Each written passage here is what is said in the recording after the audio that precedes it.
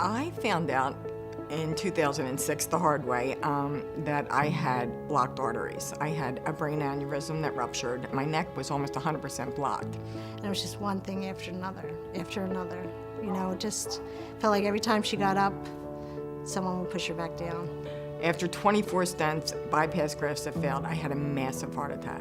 I knew that if I didn't have a transplant, I wasn't going to be around much longer, and my life was really quite miserable at that point. One of the main things that I hear when I'm talking to my patients about just the transplant process in general is, I don't know that I can afford this.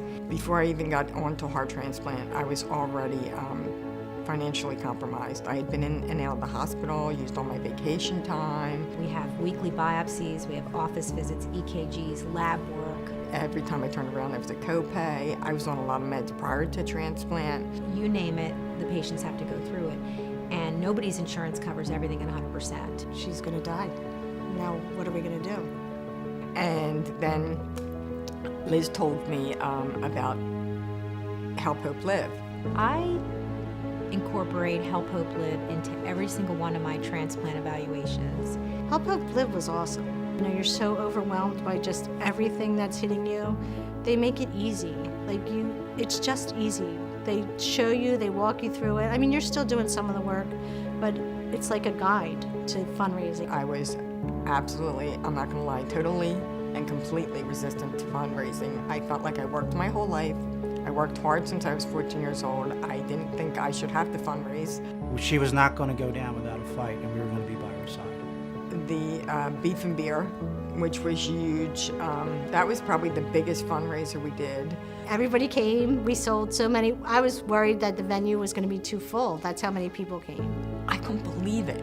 Like all the people that came to support this fundraiser for me. I was like overwhelmed and touched. We had numerous donations for gift baskets, and when I say numerous, I mean 50 plus gift baskets. There was just like an astronomical amount of community support and love, and all because I reached out. The fact that Help Hope Live is a nonprofit organization and that it has a charity rating as high as it does is very important to me. To be able to say to my patients, this organization is out only to help you. When people would donate personal checks, they would just make them right out to Help Hope Live, and there was no question that that's where the money was going. They handled whatever money was given to me, and I could send them my hospital bills.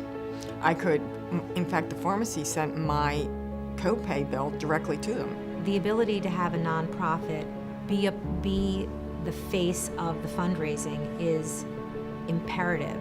We got contributions from companies that they wanted the 501c3 form before they would contribute to us. They only contributed to nonprofits. It was the strength. It ended up being the strength. It was the hands I needed that lifted me up and got me through a very, very difficult and could have been a very lonely time, but it wasn't.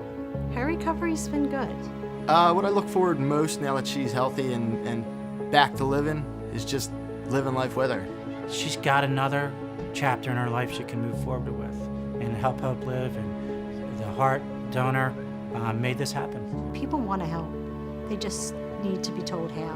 Many a time she has called me and said, without this, I don't know what I would have done. She told me, like, it's okay. I needed reassurance. It's okay to ask. It's go after it, because otherwise nobody's going to give. This is not something you do alone. There's hope. There's a lot of hope. Just believe in it.